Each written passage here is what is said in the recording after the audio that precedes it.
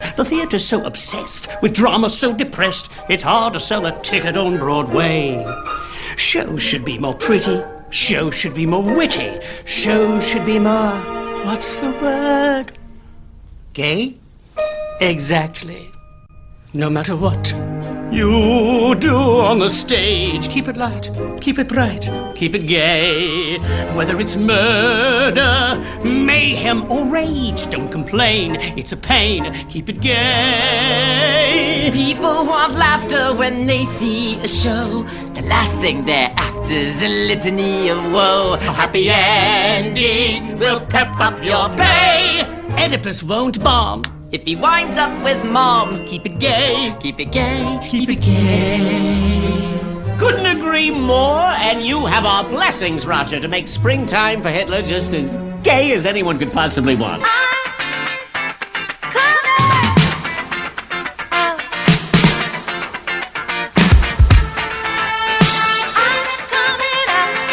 You are listening to 104.1 KQTH, Tucson's News and Talk. I am the beautiful man. The sexy psychic is close to the hand. Mr. Charles in charge. Taking your calls at 751-1041. This is Don't Ask, Don't Tell Tuesday, brought to you by our sponsor, Adult Expectations. Pop, go to Weasel. Pop, go to Weasel, because the Weasel say pop. This is the day we unleash sexy sidekick DJ Boss Ross, who plays some of the baddest gay bump music in all of Tucson. Don't ask him why, my friends, because he simply is not telling. I'm coming out. I want the world to know. Got to let it show. I'm coming. I'm coming out. I want the world to know. Got to let it show. Welcome to hour 3 of the James T. Harris Show. We'll be speaking with Loretta Hunnicutt in just one moment, my friends, but we have the sensei, Jeff Utsch, online. I wanted to have him put a bow on this conversation. Usually you can hear Jeff Monday afternoons at 4 o'clock when we had the constitutional conversation, but this was a constitutional emergency. Jeff Utsch, welcome to 104.1. Good to be with you, sir. Now, Jeff Utsch, once again, we have the court stepping in to block an executive order from President Donald J. Trump. This is interesting because as I read through it, the first part of it, I thought they had merit to do just that. The second part that disturbed me is when they started saying, plus we heard Trump and Sessions say this. So they weren't talking about, the document. They were talking about what they heard, in a not the campaign trail, but what they heard, them say from the, the bully pulpit or whatever. Right. I want to get your take on this because you taught us so much.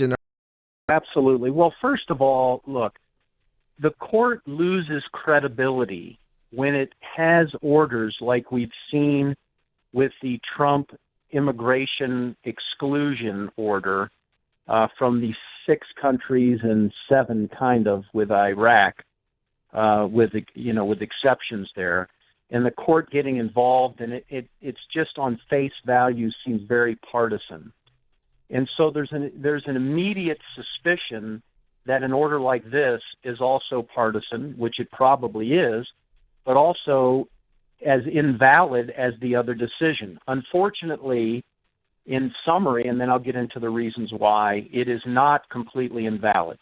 The prior court's decision, the Ninth Circuit, was absolutely ludicrous, and the reason that Congress does not slam or even, impeach those judges, and I really seriously mean that, impeach those lower federal court judges that made that order, I just do not understand. It's so egregious and so clear that it's a farce that they should be thrown out of office and never allowed to come back. On the other hand, this order, as we've gone through the sanctuary city issues, as we have reviewed on your show, the Prince Mac versus United States Brady law, that the federal government was trying to coerce states into enforcing federal law, and we've been through that, and so this knife cuts twice. It cuts both ways, and we have to be very consistent. So I have not had time to read the whole order, but the parts that I have read, this judge has some valid issues that he brings up that we have discussed before. But the reason this whole thing is before us at this time is this is a result of the failure of the United States government at the federal level to enforce the rule of law for a very long period of time.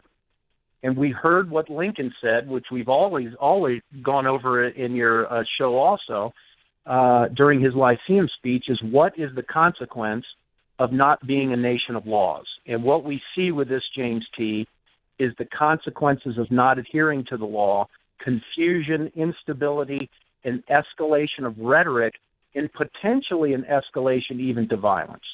So this is you bake the cake, and this is what you're getting.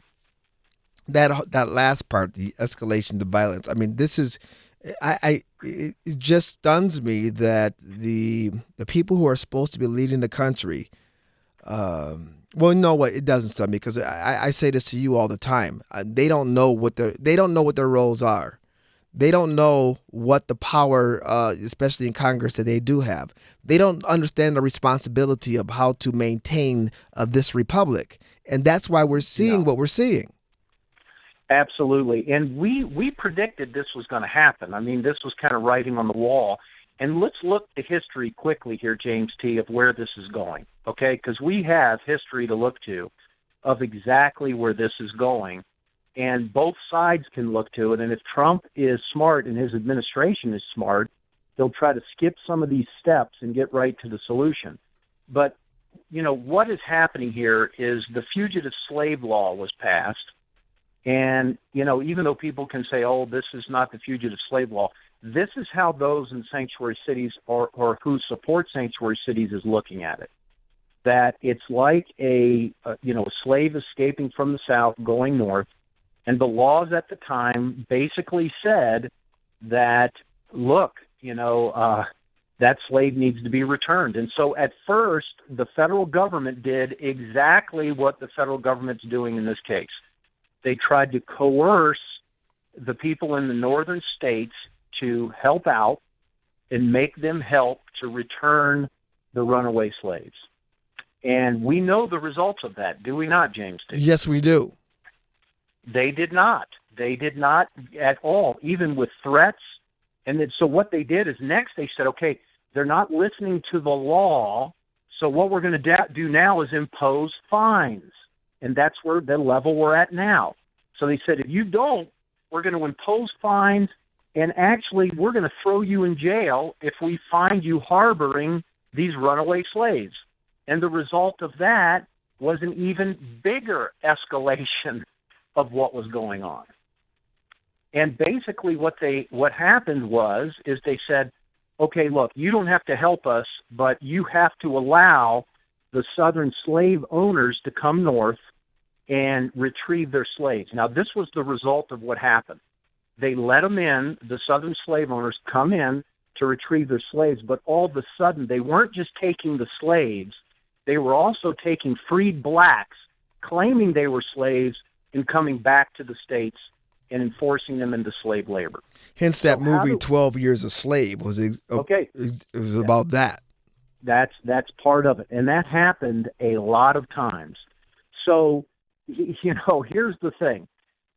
Right now, we are at that point, and I do not think going right to these cities is the proper way to go. We need to go through the states themselves, okay? Because this is a state issue. A commander of a Navy ship doesn't go down to the lowest enlisted guy. He goes to the command master chief or other enlisted guys. We need to go through the states, and it needs to be a state issue, and we need to hold them accountable as a whole. So you need to help handle this, or these are going to be the consequences. And the consequences, they need to understand. Look, right now, and this is the same thing that you can compare to the fugitive slave law. Right now, we are concerned about the criminal element. And so if you help us with that, that's what we're going to do. But if you don't help us with that, we are going to have to come in with our agents, which we have a right to do because this is federal law, and enforce immigration law in the raid fashion that everybody is afraid is coming. So you can compare this to the fugitive slave law. Instead of just going after the runaway slaves, they also went after, because they let the southern slave owner come in and retrieve, anybody they decided to, that the federal government could come in, and instead of just getting the criminal element, who are they going to go after? We had this conversation a few weeks ago, and it frightened people then because, using history as you do so brilliantly, you're filtering an issue right now in the present through the past. And this was one of the this was the beginning of the fugitive slave law was the beginning of the Civil War, or led to that. Absolutely. And when you explained what President Trump could do, how he could try to coerce the cities using the state. I mean, the coercion would have to come from the state, would have to come from the governor, from that state's legislature to begin to pressure. All of that's gone out the window, Jeff. And what we have now is like an executive who doesn't have the support of the legislative branch, making these decrees. You got a runaway court, that's blocking it. And there's a lot of frustration all around the country, but the frustration is in the wrong place. You would have been proud of me because I opened up the phone lines and I said, I'm very, very frustrated. And can you tell me whom I'm frustrated with? And finally, a caller, Amy. Where was Amy from? Amy said Congress. Right. Because all this could be avoided if they were to act. Well, we talked yesterday about, the biggest danger comes when things happen very quickly. This change from benign neglect over 40 years of our immigration policy to changing quickly is one red flag. The second red flag, as we've talked on your show, is you have a principled faction versus a principled faction. Rule of law versus, the fugitive slave law versus what they believe is morally correct. And when you have those two together, because the Sanctuary City group is not going to back down, not going to happen. And unless we do this the right way, this is a tinderbox that is ready to be lit. And Trump does need to go to history, James T., learn from it and learn what is going to work and what is not going to work. And he also has to do this within the realm of law. And it is not within the realm of law to coerce local police departments to become deputies of the federal government. Correct. But it is federal law to be able to work through the states and hold them accountable of not getting in the way of the federal government enforcing law. And if that means the federal government hiring more ICE agents to come in and do more than what they're asking the local police to do, then that will have to be the repercussion. What a mess! What a mess! Jeff Utsch, I want to thank you for giving us some time today, my friend.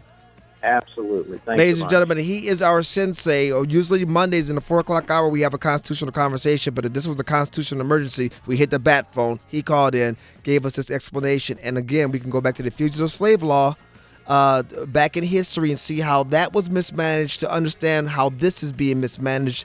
You are listening to Wonderful One KQTH. When we come back, we'll have Loretta Hunnicutt.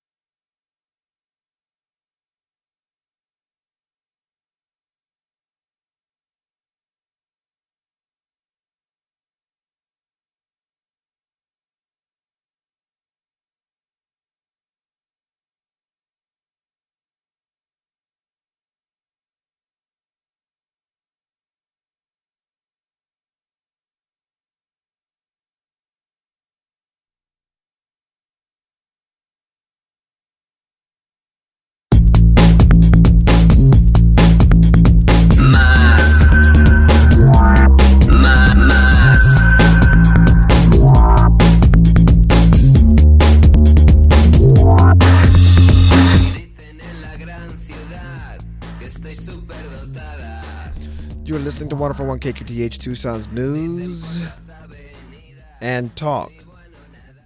We have Loretta Hunnicutt on the line, my friends. She is the editor at the Arizona Daily Independent. And I want to thank you, Loretta, for letting me bump you back a little bit so we could have a conversation with the sensei, Jeff Utsch. That is far more important.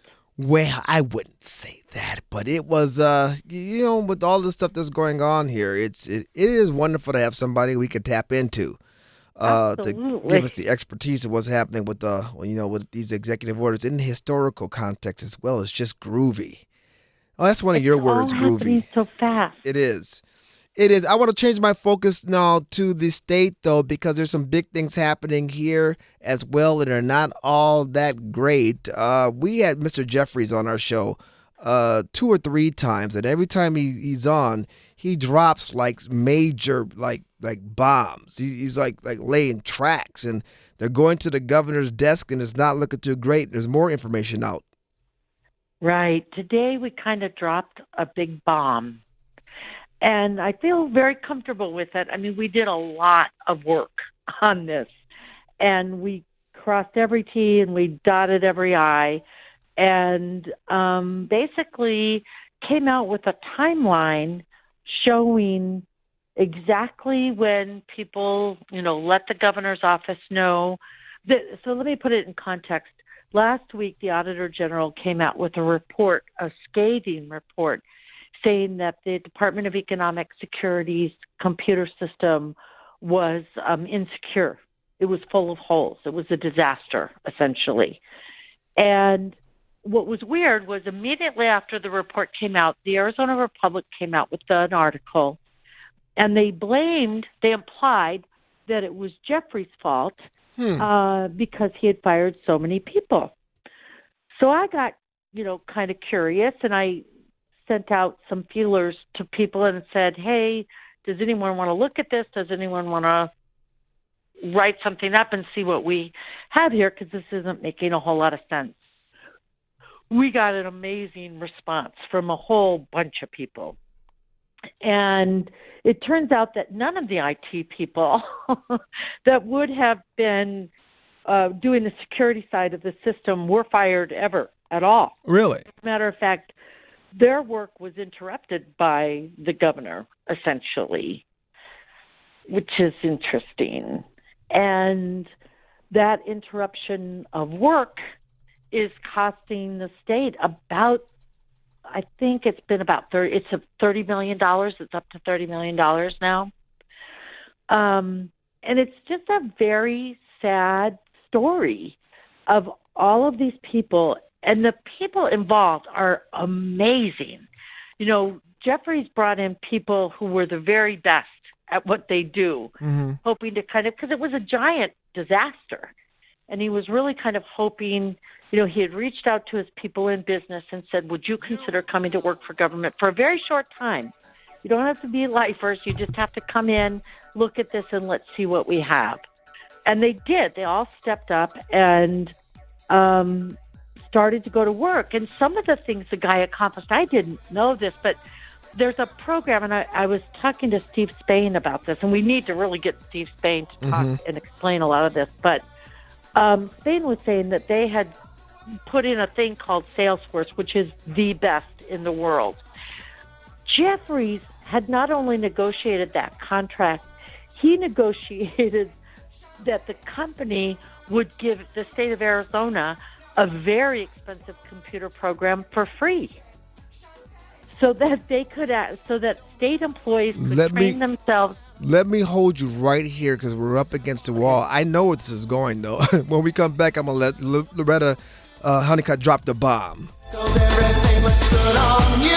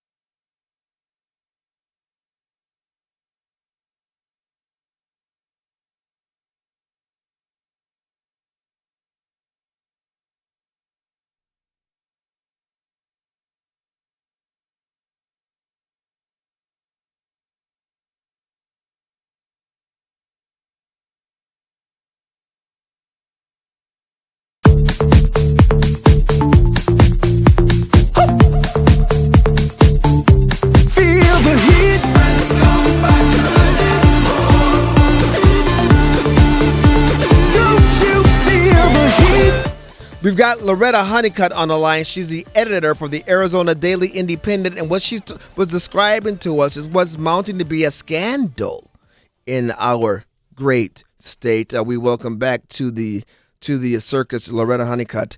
You were just explaining how Mr. Jeffries had. Well, first of all, he was accused of firing a lot of people, and from the department, and he was in the process of really negotiating a deal that would have been sweet for the state. Correct. Actually, he did negotiate Oh. the deal. We got the deal, but while he was negotiating the deal, other guys were taking, that Ducey had brought in, had been taking kickbacks, had been working out some really kind of very questionable deals. and we'll have to get Steve on to explain some of them sometime because they're amazing. So just in a nutshell, if people go and read that article and you go through the timeline, you'll see that they had started to do some pretty amazing things.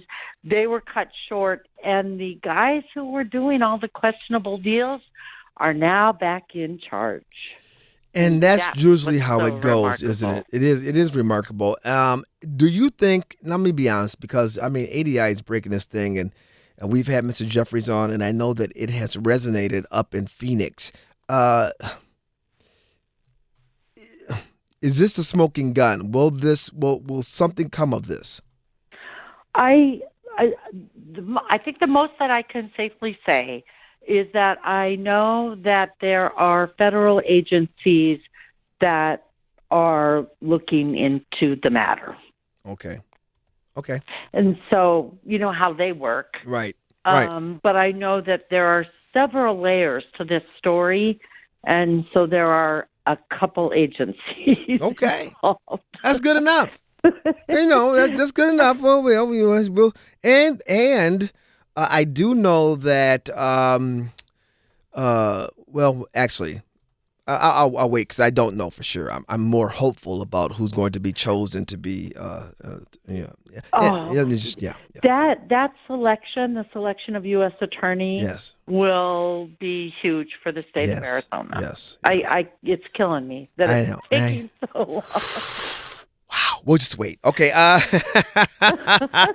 Betsy DeVos. God, I love her. Oh my God. She is, my goodness. And every time I've had you on to talk about Betsy DeVos, of course, the education secretary, you have just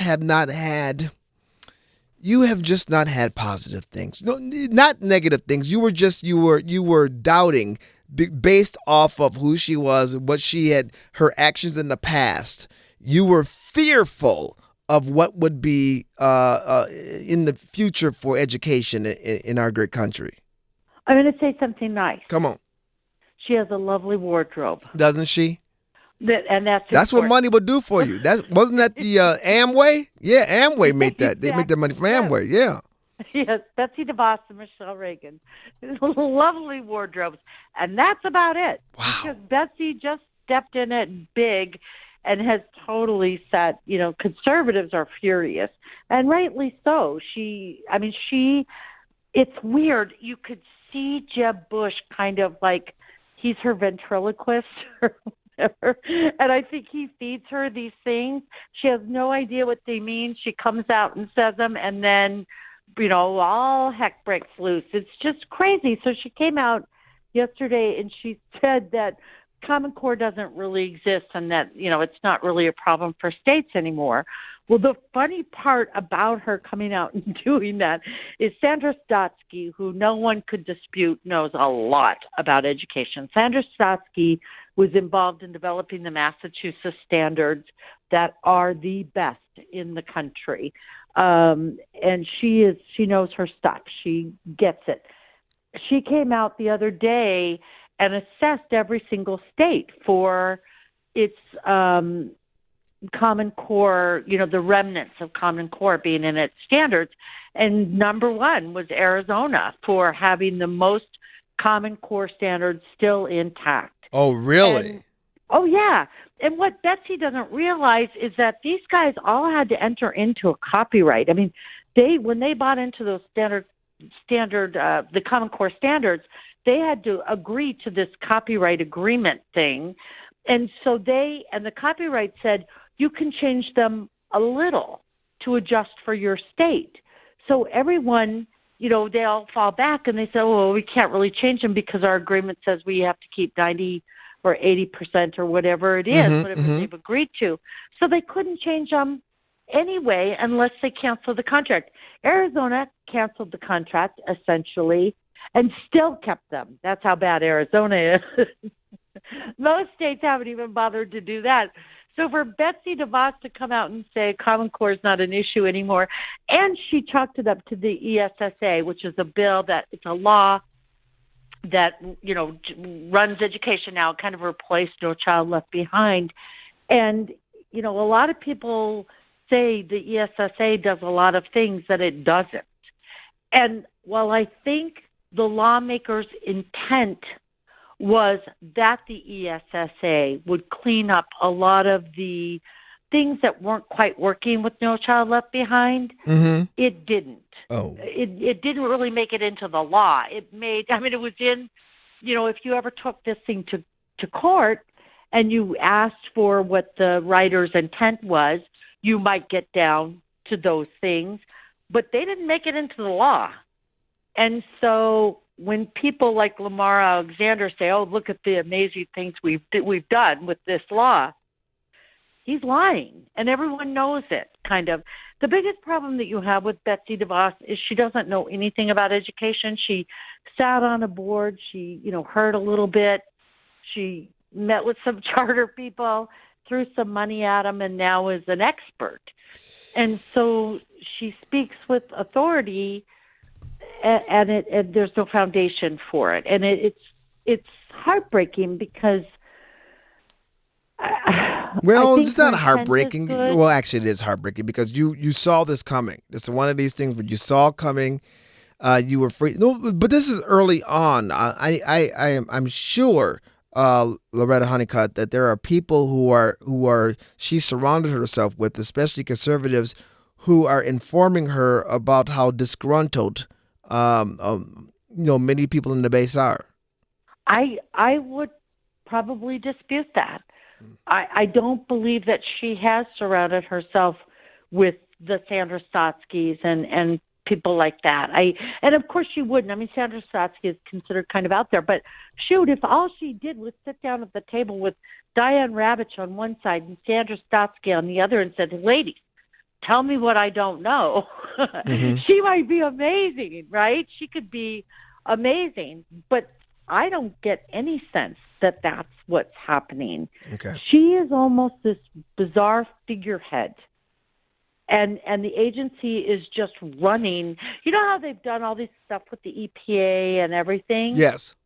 That is not happening at the Department of Education. Well, I have to be honest with you. I as you were talking, I realized that there hasn't been a whole lot of exciting things to report on the Department of Education. I mean, other agencies are having shakeups, for better or for worse. I mean, you see movement. You're seeing, at least some executive orders are getting blocked and all this kind of stuff. But there's been crickets coming out of the Education Department. Oh, it's insane. And these states, are racing. You look at Arizona, they're racing to get their ESSA plans in place, and we're asking Arizona, why are you bothering? I mean, maybe this Department of Education will free you up and end high-stakes testing. Yeah. But instead, they're scrambling to fit under the old model that is just, destroying our schools. Let me transfer. Let me change topics slightly. We're still going to stay in education. I want to talk about TUSD. Last week, Wallet Hub came out with a survey. The top, I think, 65 schools or top 65 cities in Arizona to raise a family, and we were in the bottom. Tucson was in the bottom five, and they judged this on crime and on education. We do have a huge crime problem in this city. We have the highest crime rate in all of Arizona as far as cities go, which is, I mean, Phoenix is up the road, for God's sakes. But also the problem was education, Loretta Hunnicutt. Right. TUSD is well, the crime rate in TUSD is the 1-2 punch that is really, a black eye for the city. I mean, who wants to come? What business wants to relocate? What family wants to live here? Well, we see 61st out of 65. Well, and I've been thinking about this the last 24 hours. These guys Pima County gave American Airlines $100,000 to fly into the county. So you know how many tutors we could hire for $100,000 and get some of our schools? I mean, could you imagine what kind of force you could deliver to these classrooms to build it up and just give us a fighting chance? TUSD has a lot of money and they blow a lot. But we also have a community that's not recognizing how much pressure they need to do the right thing. So if you need to spend that $100,000 on an ad campaign saying, hey, TUSD board, get your act together, that would be money better spent, I think. Hopefully, tonight TUSD has a board meeting, and they're going to discuss the process that they use to select the new superintendent. And, of course, you talked to Michael Hicks about that yesterday. That was really kind of a cool conversation, I thought, because he was talking about Dr. Trujillo and what a good job he's doing already. I hope he wants to stay, and I hope that he gets considered unless there's somebody better out there. But we haven't had any TUSD controversy going on since he stepped in. No, and honestly, if they can move the attorney Jager over he's going to take the superintendent spot over at Amphi, where he'll do tremendous damage, just like he's done at TUSD. Oh, my. Once he takes that job, TUSD might actually be able to hire a good lawyer who will serve the board and get some things done. Now, David Morales has an excellent piece on his website today, The Three East and Orange, where he discusses where TUSD remarkably and insanely has sought partial unitary status with the federal court in their DSEG case. It is absolutely one of the most insane things I have ever seen in my entire life.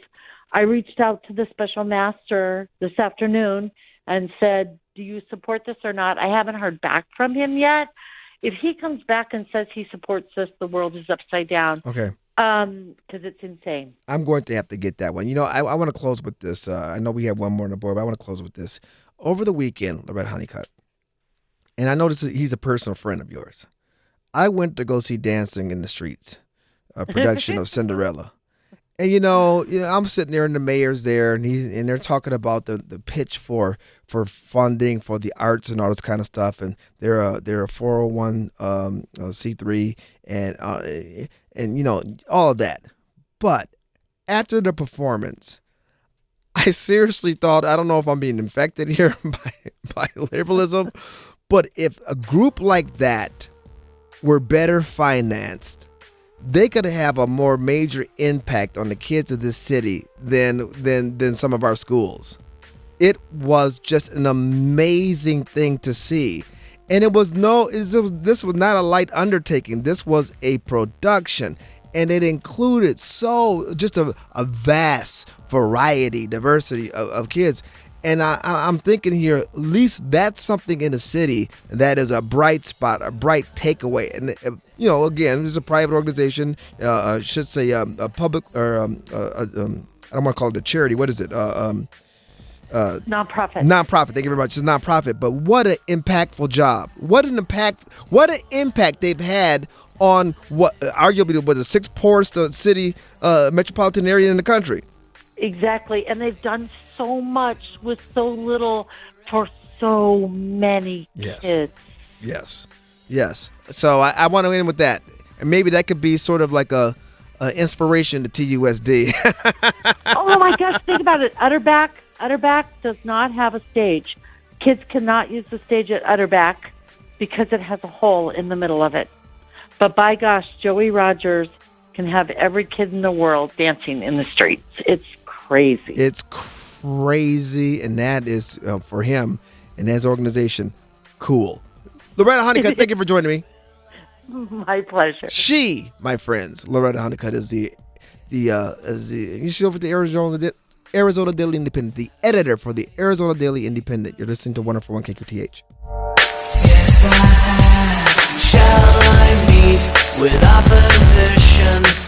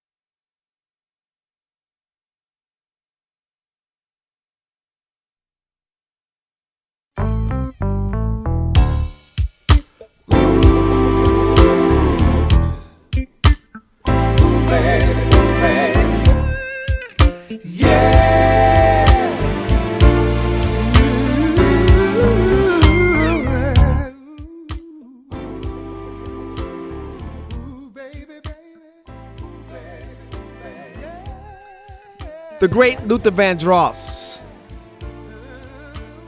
Don't ask, don't tell. Well, once again, my love. Sang Luther. Time for you to go. Sang. No need to explain anything. You know,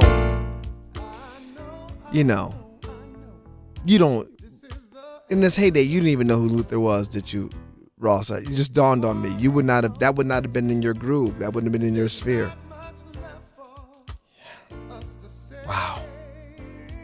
Wow. We have a John Kasich. Remember Kasich? John Kasich, the salad chopper during the debates. He was using his hands all the time. John Kasich was last man standing. John Kasich was last man standing. You had Ted Cruz go out, and then it was Kasich and Trump. Remember that? Okay, let's be honest. The race was over by then, and Kasich just stayed in because he wanted to just be a pain in everyone's butt. Yeah, he was a Richard move. A dick move. Dick. That's what it was. Well, my friends, we have not heard from Kasich. Actually, Kasich didn't go to the convention, did he? Kasich avoided the convention. Kasich didn't do. He just kind of like checked out. Well, Kasich is back today. He was on the Morning Joe. So on the Morning Joe, and he weighed in on all the criticism Trump has been getting. Here's what he had to say. I was a congressman in a governor's office. And one day my wife said, I was still like being a smart aleck and thinking I could, say jokes, or I was a little moving too fast. My wife says, "You're the father of Ohio. Why don't you act like it?" It's in the book. And I changed. And, when you're running a big job like that, you have to not only use your head, but your heart, and they have to work together. And what he needs to know is he's the father of America. What? And that carries a heavy responsibility. He's tweeting less. Because he's in less than 100 days. Give the guy a chance, is my view. And, there's nobody that has been, I didn't endorse him. I didn't go to the convention. I want him to be successful. I'm going to give him a chance. Well, the father of our country? Trump is the father of our country. President Trump. I don't remember. Was President Washington called the father of our country? They wanted to make him king. They did want to make him king, but did they call him father? He would have been the only one qualified to be called father of our country, right? I guess. Thomas Jefferson, father of our country? Well, there's a reason why they were called the Founding Fathers. The Founding Fathers. Any of those guys you could probably consider. Otherwise, meh. Does that mean that President Obama was the father of our country? Wow. See, that doesn't work. Kasich, go back. Go back to Ohio. Father of Ohio. I don't think his wife really told him that. Do you think his wife really told him that? Or was he just up there bloviating again? Hey, where has John McCain been? We haven't heard from John McCain lately. Where's Susan Rice? Whatever happened with that? We got I think we have Stephanie Dunlap coming up here.